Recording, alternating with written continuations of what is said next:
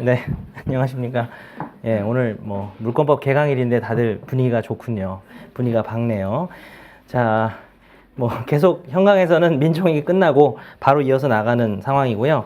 뭐 물권법 진도표에 거의 맞춰서 나갈 것 같습니다. 오늘은 등기 제도만 싹 몰아서 보겠습니다. 뭐 등기 추정력까지는 좀 못 나갈 수도 있는데 오늘 물권법 수업이 조금 다른 날에 비해서 짧기 때문에 처음 들으시는 분은 계속 오늘 정도의 시간 양이라고 생각하시면 큰일 나요. 네.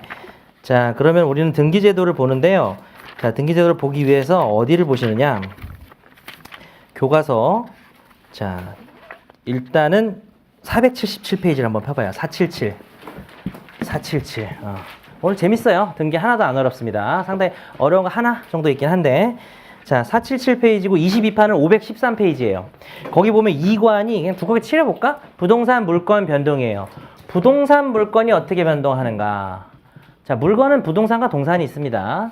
자, 그 중에 이제 토지와 정착물을 부동산이라 하고, 나중에 뭐 앞에 보면은 그 물건의 권리 객체 이런 데 가면은 민총에서 그런 게 있는데, 부동산 물건은 토지하고 건물 생각하시면 돼요, 기본적으로. 근데 그게 변동된다는 건 뭐죠? 예전에 민총에서 한 적이 있는데, 발생, 변경, 소멸을 말하는 거죠.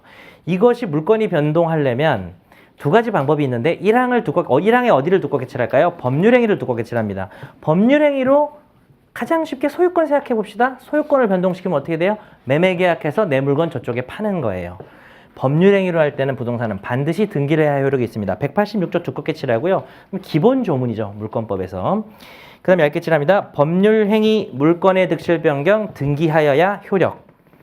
자, 잊지 마세요. 둘이 원해서 법률행위를 해서 부동산의 물건을 변동시키려면 반드시 등기를 해야만 효력이 있기 때문에 등기를 안 해주면 매수인 입장에서는 채무이행을 다 안 했다고 볼 수 있는 겁니다. 등기를 해주는 순간 매수인은 뭐가 되죠? 소유자가 됩니다. 소유자가 되기 전에는 매수인은 뭐에 불과할까요? 채권자에 불과하죠. 그가 가지고 있는 채권의 이름은 소유권 이전 등기 청구권입니다. 등기를 받아야만 소유자가 되고 또 그 사람 소유자가 되고 싶기 때문에 소유권 이전 등기 청구권이 채권이라는 것은 채권법 시작할 때 잠깐 얘기한 적이 있습니다. 자, 그래서 이 다음 단어를 보니까 물권행위라 그래가지고 결국은 법률행위라는 게 매매구 계약이라 그랬잖아요. 그 안에서 등기를 넘겨주는 그 부분을 띄어서 물권행위라고 하는 거예요. 이 논의는 별로 중요하진 않은데 필요한 부분만 다음 시간에 좀 보도록 하고요. 자, 한 3장, 4장 정도를 넘기면 대로마 4번에 부동산 물권 변동에서 등기 요건이 나옵니다. 등기를 두껍게 칠하세요. 488페이지죠. 22판은 524페이지 등기가 나옵니다. 자, 그래서 여기 등기가 나왔다가 한번 개관해볼까? 하나, 둘, 셋, 한 4장 정도, 5장 정도 넘기면 498페이지, 22판은 535페이지에 가면 제2항이 있어요. 여기를 법률의 규정을 두껍게 칠하세요.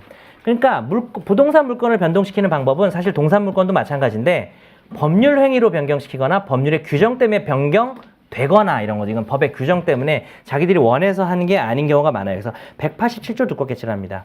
자, 이 부분은 등기와 일단은 상관이 전혀 없는 조문이에요.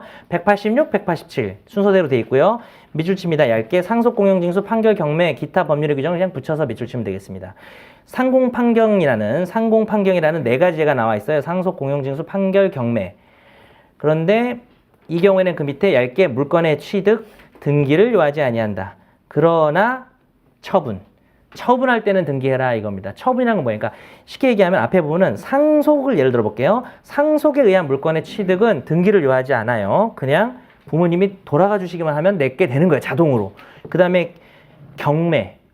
경매는 결국은 등기해야 되지 않나요? 결국엔 등기를 하겠지만 경매는 경락인, 내가 낙찰받아서 하는 사람이 정해진 날짜에 법원에다가 매각대금을 딱 다 내면 그냥 내가 소유자예요. 자동으로.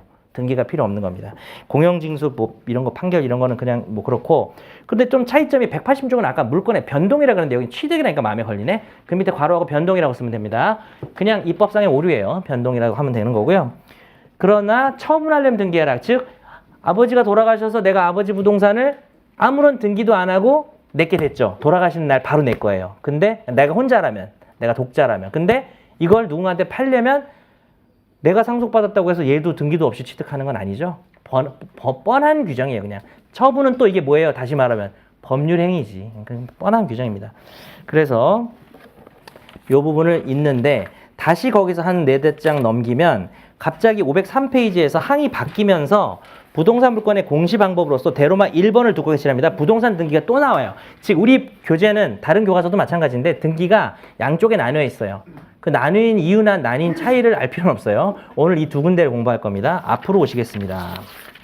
어디냐? 아까 봤던 488입니다. 488 혹은 524. 488 등기 지금부터 보겠습니다. 자, 정말 등기에서는 안 중요한 것들이 있거든요. 막 넘길 거고 오늘 어떤 부분은 아예 강의를 안 할 거예요. 일단 중요한 걸 오늘 드려서 내일 문제를 좀 풀어봐야 되기 때문에 이번에 얇게 칠합니다. 형식적 유효요건. 그리고 등기에는 형식적 유효요건과 실질적 유효요건이 있는데 그 말을 구별하기 위해서 형식적 유효요건이라는 말을 연필로 하셔서 뒤에 나중에 실질적 유효요건 나올 때도 불러드릴게요. 등기에 형식적으로 유효하려면요. 양가로 이번에 기록해야 돼요. 하나만 하는 소리죠. 옛날에는 기재라고 했어요. 손으로 쓸 때는. 그러나 지금은 주로 전자로 하기 때문에 전자기록이라 하죠. 그런 것들을. 그래서 기록이라고 합니다. 그러니까 양가로 1번에 기록 얇게 칠했죠. 양가로 2번엔 좀 중요한 말이 나오네요. 셋째 줄 판례가 나와요. 등기, 물권의 효력 발생 요건. 효력 전소 요건이 아니므로 물권의 그다음에 등기가 원인 없이 말소된 경우 물권의 효력에는 아무런 영향을 미치지 않는다. 별표. 절대로 잊어버리면 안 되는 거예요. 내가 등기부에 딱 등기를 해서 소유자가 돼서 엄청 신났는데 다음날 누가 그걸 말소를 시켰어요. 그렇다고 해서 내 소유권이 이루어지진 않아요. 등기를 하기 전까지 내가 소유자가 될 수 없는 건 맞지만 이미 등기를 해서 소유권자가 되면 계속 남아있을 필요는 없어요. 근데 이거는 불법으로 말소된 경우를 전제로 하겠죠. 만약에 합법적으로 말소가 됐으면 소유권을 잃은 거고. 자, 이거는 잊어버리시면 안 됩니다. 이 문장은. 별표를 2개 하고 싶지만 너무나 자주 볼 문장이기 때문에 한번 한 개 한 거예요. 자, 첫 번째 중요한 주제 나왔습니다. 양가로 4번 중복 등기 두껍게 칠합니다. 아예 그 밑에 부동산 등기법을 두껍게 칠한 다음에 옆에다가 부등법 15조를 써놔요. 여러분 부등법 15조는 수업용 법정에서 찾아보시고 별 말도 없지만 외워야 돼요. 이 숫자 외워요. 그냥 답안지 찾을 시간이 없어. 부동산 등기법 15조 내용이 뭐라고 되어 있느냐? 그 밑에 얇게 1부동산 1등기 기록의 원칙입니다.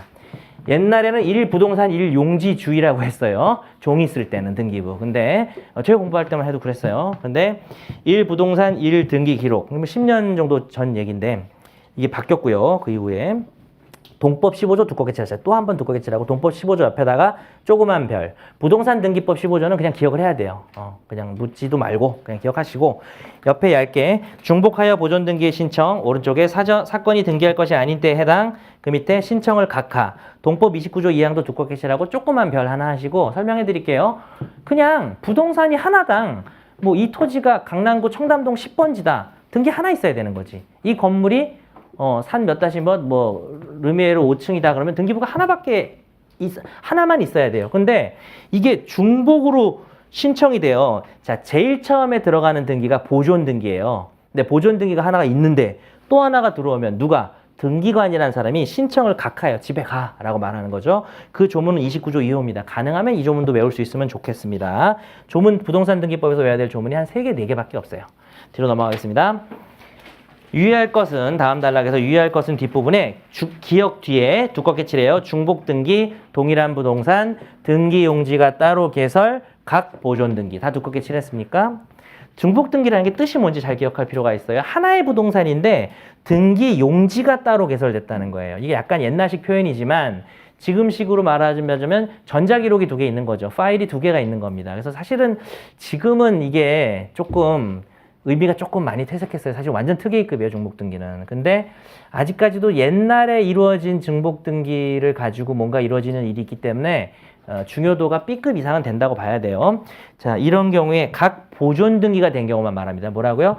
등기부는 부동산은 1개, 등기 용지, 등기부는 2개, 그리고 보존 등기가 하나씩 된 겁니다. 그래서 하나의부터 괄호를 묶어서 문장 다 그 단락 끝날 때까지 전부 괄호로 닫아요.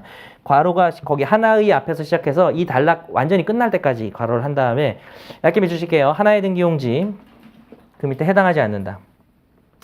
등기용지가 하나인데 거기 보존 등기가 2번 들어갔대요. 그럼 밑에 거 지우면 돼요.